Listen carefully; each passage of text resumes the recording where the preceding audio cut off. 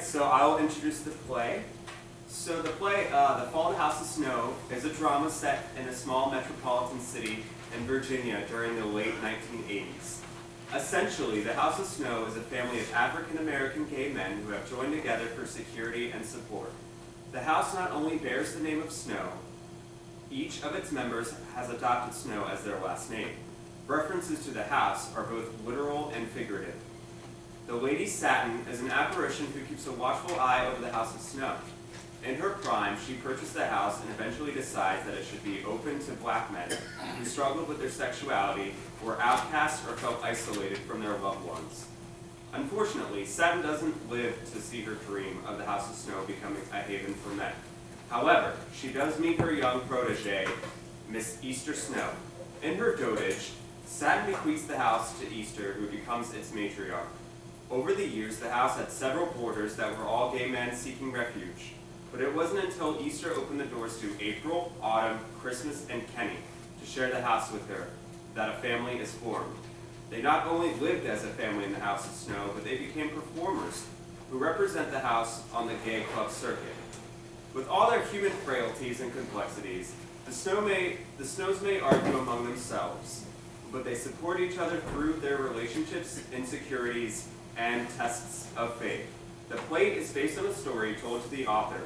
The Real House of Snow served as inspiration, but any similarities to the play's characters and any other female impersonators are totally coincidental. Ladies and gentlemen, welcome to Alexander's Lounge, where there is a mystery behind every event. Please welcome to the stage the incomparable, illusionist, and the legendary Miss Satin Snow.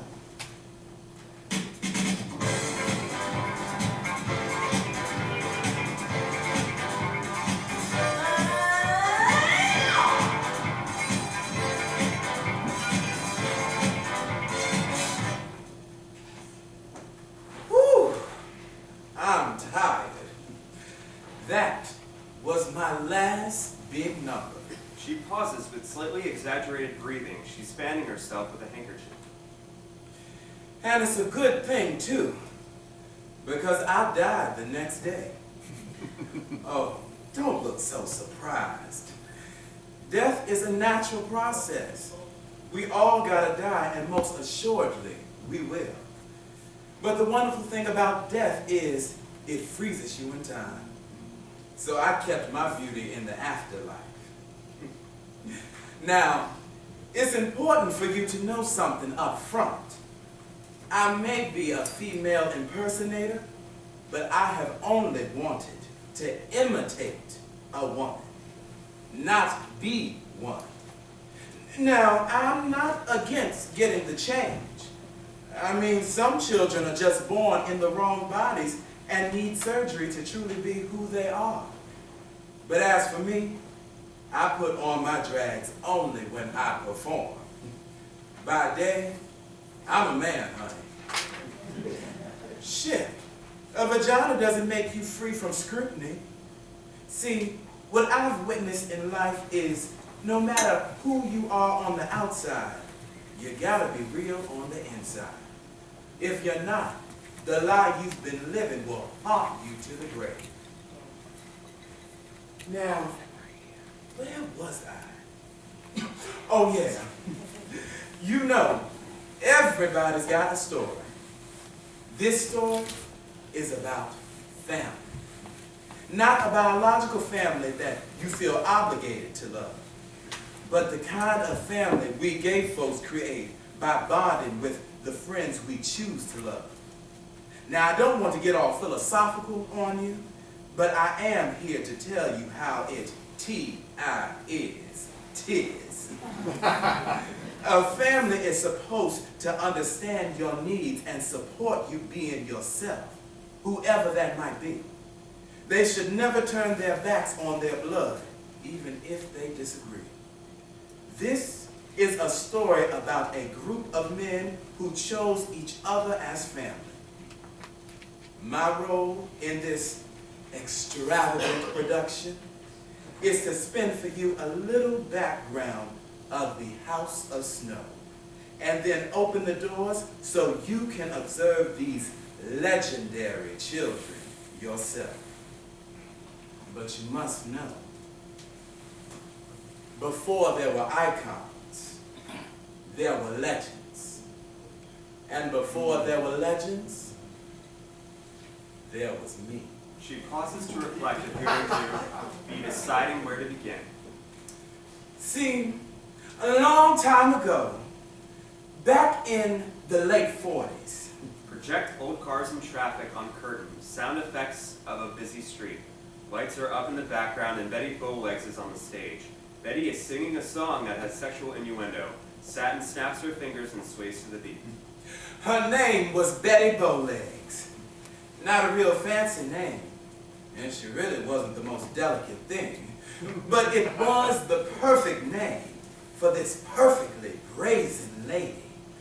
After the show, child, Miss Betty got into her cocktails and she was a hoot.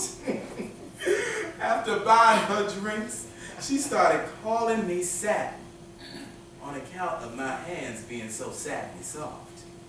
And when everything was said and done, she drunkenly spilled her tea. You know, her truth. Miss Betty Bowlegs was a lesbian. Now, you saw her just like I did, so I wasn't surprised. But what did surprise me was how she wasn't a bit ashamed of being herself. She was gutsy and honest. So I took Betty's advice and chose the first name Satin and the last name Snow.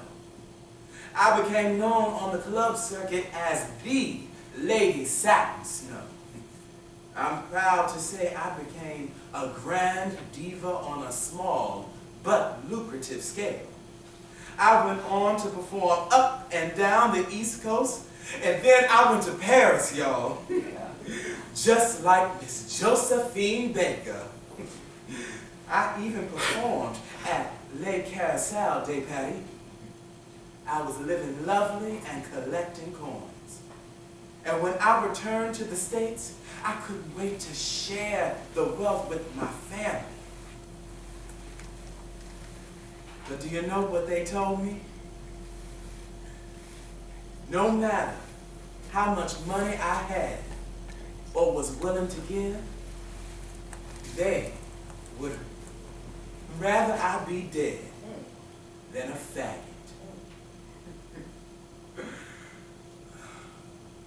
That hurt like hell. So I packed up my wigs and moved 500 miles to Virginia. I brought a fabulous house and had enough to live grand for many years. But I had nobody. Those were the dark ages for your girl. Until she sent me Miss Easter. See, God, she always kept me moving over my mountains. That's right. I said she. People always think God is a man, but if we are made in the image of the Holy Spirit, she has to be both. And if you hadn't noticed, I tend to lean toward the feminine side. But I digress. God led me to my best friend and companion, Miss Easter Mack.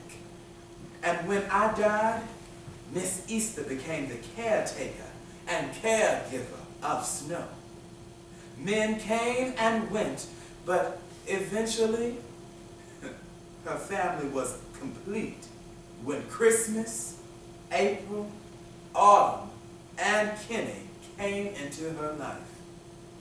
The House of Snow was filled with the laughter and love that I never knew myself. And this is the story of a mother and her 4 children who rose to legendary status in the clubs. So sit back and relax. Welcome to the House of Snow. Lights down on Satin. End scene. Scene 2, the living room. Music from the stereo blasts a song. Autumn is in a bathrobe and is working on her dance moves. Christmas is sitting at the desk, reading and writing. Kenny enters carrying dresses. He stops to watch them. Autumn notices and turns the music down. Christmas puts down her book and beckons Kenny forward. Okay, Kenneth, show us your couture. Yeah, girl, show us your skills. I added sequins, crystals at the bottom, and extra gold stitching. I still have a few finishing touches. Ooh, Miss that. Now that's what I'm talking about. Well, who would have thought our little Miss Underlining could possibly be the face behind the fashion of Snow? Kudos, Kenneth. Hey girls, what's the tea? Did I miss anything? Miss April, I'm glad you're here. What do you think? Oh, that is too fierce. I should have been one of those gay boys who learned to sew instead of crossing up the brothers on the basketball court. April, this thing knows how to work some material. Yes, darling, I'm no psychic, but with a gown like that, I see a crown in your near future. Child, how did you learn to sew? My mama taught me to use her sewing machine. Thank God for good black mamas. These gowns are to die for. Well, thank you, Miss April, Miss Autumn, and Miss Christmas. I only aspire to be. Totally fierce, just like us. Such a gentleman to recognize royalty before him. April is the only one who caters to her honey over there. I don't have time to stoop to conquer you. Cut it out, you two. Kenny just got here and you already acting shady. Okay, who's ready for the fitting? I yield to other queens. Go ahead, April, because I'm about to fix me a cocktail. Autumn, it is too early for you to be in your cocktails. Takes a glass from Autumn's hand. Autumn rolls her eyes.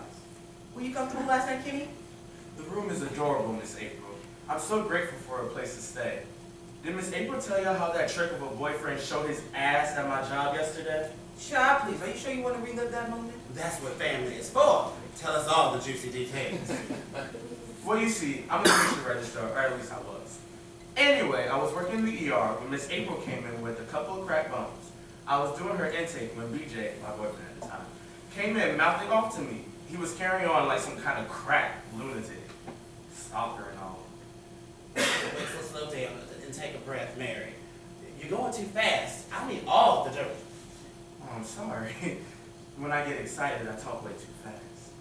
So then he tried to hit me. What? At your job? Girl, no. Exactly. But before his trifling ass could comfort me, Miss April was off the examination table and BJ was pinned down on the floor, begging for mercy. He had to have been your first boyfriend, Yeah.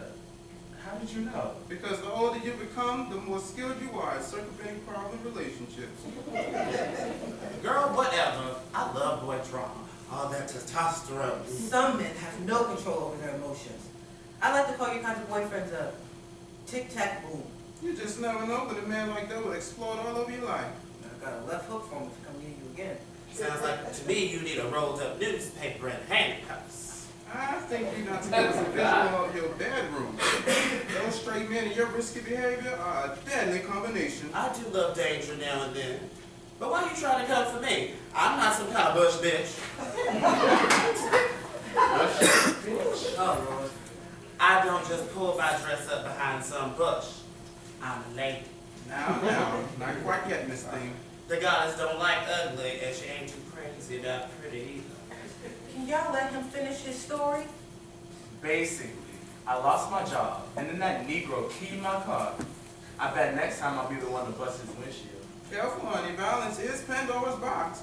Take off the top and you can end up with heartbreak and heartaches. Hey, you got protection here at Snow. April can kick ass and wear the hell out of the gown. April is quite resilient. I remember when we were dating, I could always rely on her to show her machismo when necessary. The two of you used to date. Yes, but briefly, we discovered we made better friends than lovers. The lies you tell. You alright, baby? Can I get you something? No, it's just a cold. You need to go to the clinic. Don't nobody want to be sick around here. Stop being such a drama queen and hand me that tissue box. Kenny, I hear you were in the military. I do love a man in uniform. Me too. Can you kill somebody with your bare hands? Child, please. I was in there peeling potatoes and washing dishes. The military made me a cook and a neat freak. Kenny runs his hands along the shelf with a huge collection of black figurines. He pauses and reaches out to touch one. Don't touch those. Miss Easter don't like no one to mess with her knickknacks. That's her glass menagerie. She's been collecting those tacky figurines for years. They're precious. Is Miss Easter okay with me singing? I'll help out until I get on my feet. I spoke to her this morning about your situation. She said you can stay for now, but even if the girls approve, Miss Easter has to have the final say. Or then you can stay in the house. But as long as you pull your weight and attend the meetings, you should be good. Those damn house meetings get on my nerves. This thing, everything works your nerves. But Kenny, I'd rather be at them house meetings than on them streets. And now the boulevard is safer without you walking it. Bitter Barbara. She takes off her scarf and Kenny notices the scar on her neck. Miss Autumn, what happened to your neck? Yes, Miss Pocahontas. Why don't you tell Kenny how you used to walk the block? The block. I ain't ashamed of my past.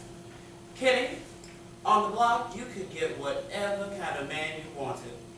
You could take your pick of men